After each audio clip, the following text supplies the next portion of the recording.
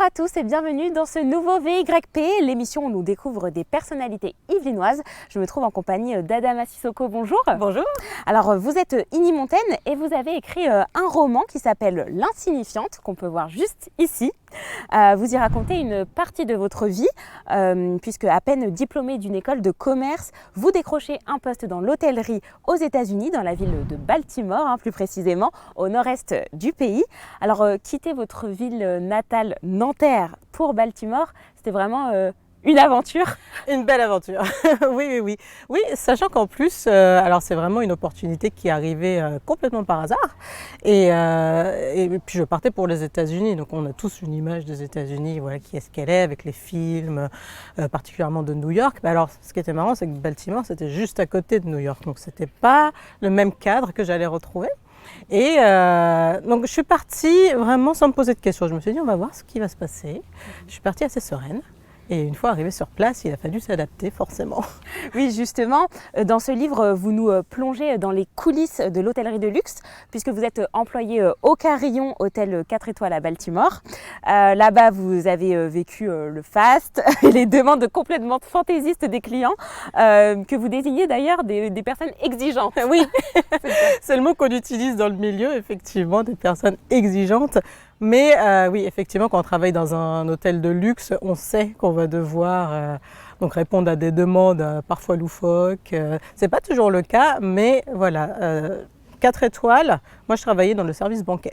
Donc banquet, on peut recevoir des personnalités, on peut recevoir voilà, des CEOs, ce genre de personnes assez importantes. Donc forcément, elles ont des demandes très précises.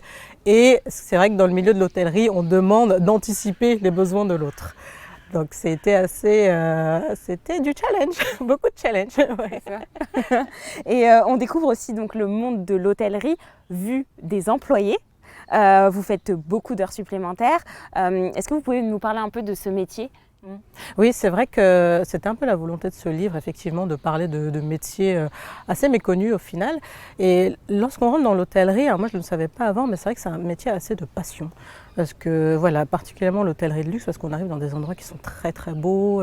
Donc on oublie un petit peu, quand on arrive dedans, moi je ne connaissais rien au métier, on voit que le côté faste. Et ensuite on commence à travailler et on se rend compte que voilà, on doit travailler de 5h du mat à minuit et parfois revenir le lendemain à 5h du mat, donc on dort très peu. Il y a des périodes plus ou moins busy, comme on dit en anglais. Et c'est vrai qu'il y a un moment où on est dedans, on se sent fatigué, mais d'un autre côté, on s'amuse. Moi, j'avais l'impression un peu de travailler à Disneyland parce que j'avais des collègues qui étaient formidables, on rigolait beaucoup, mais on était extrêmement fatigués, on était épuisés. Ouais. Ça se ressent, on le voit dans le livre. Et justement, vous parlez des employés, vos collègues, énormément de nationalités différentes. Ça vous a enrichi culturellement Oui. Ah, c'est marrant parce que ça, c'était vraiment la volonté de l'hôtel qui venait chercher des Européens pour venir travailler dans leurs hôtels. Ce qu'il faut savoir, c'est qu'aux États-Unis, il n'y a pas de formation hôtelière à proprement dite. En France, on va trouver des écoles hôtelières, mais aux États-Unis, non. Donc c'est vrai que oui, parce qu'on avait des Néerlandais, des Roumains, des Indiens, des Chinois. Alors vraiment, ça venait de tous les coins du monde. Et lorsqu'on arrive là, on doit s'adapter à toutes ces personnalités. Mais en même temps, on est là, on est dans la jeunesse, on se comprend vite en fait. On est des compagnons d'infortune, on arrive tous et on va vivre la même galère. Donc, oui, c'est ça, parce que tout le monde avait à peu près le même niveau, j'imagine. Voilà, on avait tous le même niveau et on était tous... voilà, peu importe les études qu'on avait faites, on arrivait et on devait tous apprendre le métier sur place de cet hôtel-là en particulier. Mais j'ai fait des rencontres formidables et c'est vrai que ça ouvre l'esprit de rencontrer des personnes qui viennent du monde entier. Moi, j'avais des idées très préconçues. Par exemple, je le dis dans le livre avec les Roumaines, dont je n'avais que l'image voilà, de ce qu'on voit, les Roms, ce genre de choses. Et je me suis rendu compte que ça n'avait rien à voir, que c'était des Européennes, voilà, comme moi, qui avaient grandi, fait des études, et on s'entendait extrêmement bien. On le sent dans le livre aussi. Vous êtes resté du coup une année là-bas.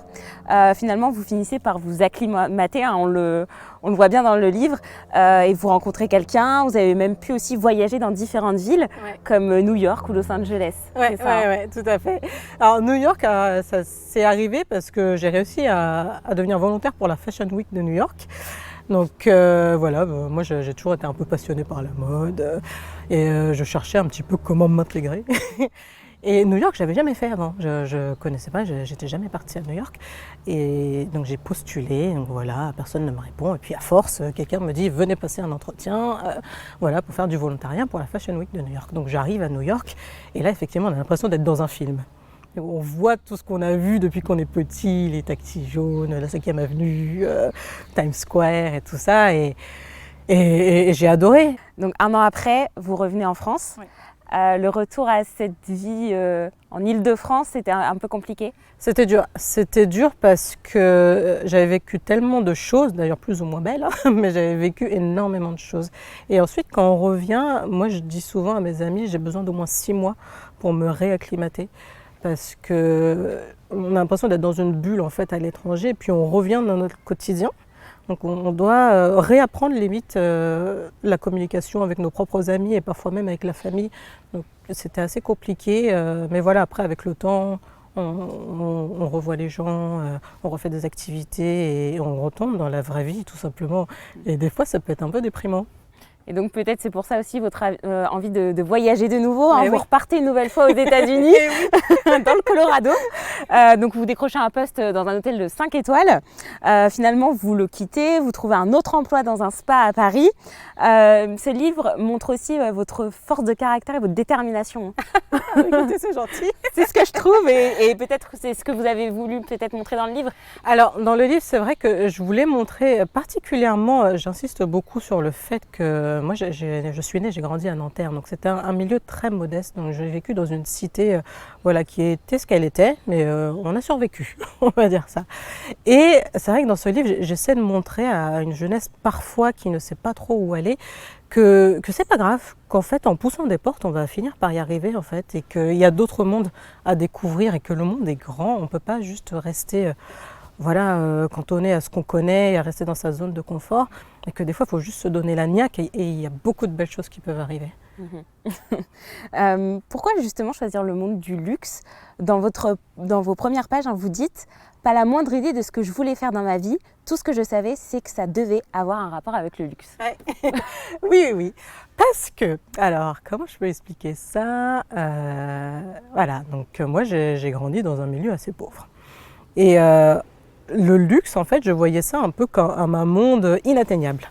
Et comme j'aime beaucoup les défis, je me suis dit, bon, tu connais ce milieu un peu modeste, mais est-ce que tu peux atteindre ce niveau de vie au final? Est-ce que tu peux toucher au luxe, à cet inaccessible, ce mystérieux? Pourquoi pas? D'ailleurs, parce que quand on voit à la télé ou peu importe dans des reportages, on a l'impression que c'est la vie qu'il faut, c'est la vie facile, c'est la vie où voilà, bah, si demain je veux partir à New York, bah, je n'ai pas besoin de regarder mon compte en banque pour savoir si j'ai assez d'argent, ce genre de choses.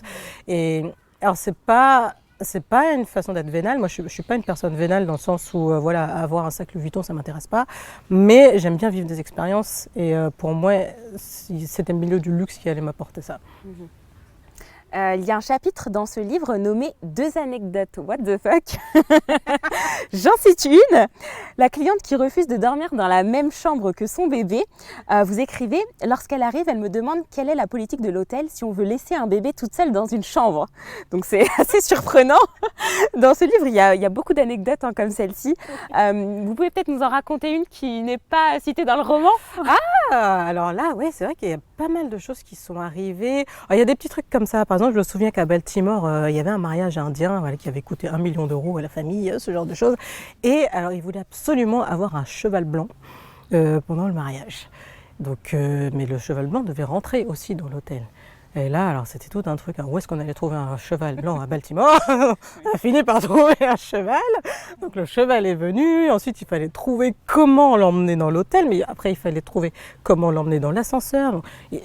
L'hôtellerie de luxe, c'est vraiment ça, c'est qu'on demande quelque chose et ensuite il faut trouver la solution.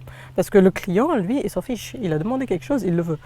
Et donc, Toujours obligé de se... voilà, de se réinventer, de...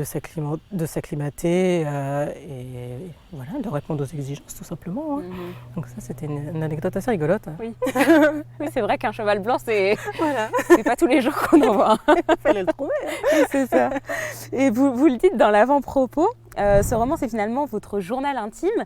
Alors pourquoi avoir voulu écrire un livre finalement là-dessus? C'est un journal intime que j'ai tenu depuis que je suis toute petite. Et c'est vrai que lorsque j'écrivais toutes ces parties-là, je me disais qu'il y avait peut-être quelque chose à transmettre. Mais de le garder pour moi, c'était bien, c'était un bel exutoire, mais qu'il y avait peut-être un message à donner aux autres. Donc c'est pour ça aussi que j'ai commencé la démarche de l'édition. Je l'avais écrit pour moi. Je pense qu'on écrit toujours pour soi à la base. Et ensuite, on se dit, mais si ça peut toucher d'autres personnes, voilà, essayons. Très bien. Et donc ce premier roman que vous avez écrit, j'ai vu qu'il était aussi étudié à l'université de Princeton aux États-Unis. C'est une fierté, j'imagine. C'est une fierté, c'est vraiment une fierté parce que, encore une fois, c'est dans cette démarche de vouloir transmettre des choses et particulièrement la détermination, la volonté de se dépasser. Et lorsque j'ai proposé donc au département français et italien de l'université mon livre et ils ont répondu présent quasiment instantanément en disant mais effectivement on a besoin de parler aux élèves qui étudient le français pour le coup de personnes comme vous, c'est-à-dire des personnes on va dire de ma couleur, des personnes noires qui s'en sortent dans la vie, qui viennent d'un milieu modeste et qui arrivent quand même à pousser les portes et à réaliser des choses. Sachant qu'en plus il y a toujours une dimension différente entre la vie entre guillemets des Noirs aux États-Unis et la vie des Noirs en France. Et la directrice du département me disait que les élèves de Princeton avaient du mal à comprendre, parce que pour certains, beaucoup venaient de milieux modestes, avaient du mal à comprendre comment une personne noire pouvait évoluer en France. Parce que voilà, ils ont leur histoire, la ségrégation, ce genre de choses et tout ça, des systèmes qui sont déjà en place, comme la discrimination positive et tout ça, et se demander comment nous, en France, on pouvait faire, parce qu'on n'avait pas toutes ces structures pour nous aider. Oui, et donc vous êtes peut-être en train d'écrire un second roman, hein, si... Oui. Est-ce que vous pouvez peut-être nous en parler un peu davantage? Bah, tout à fait, car en fait, finalement, quand j'ai écrit ce livre, il y a pas mal de personnes qui m'ont dit « mais où est la suite ?» Parce qu'on arrive sur la fin et effectivement, je dis que je pars au Japon.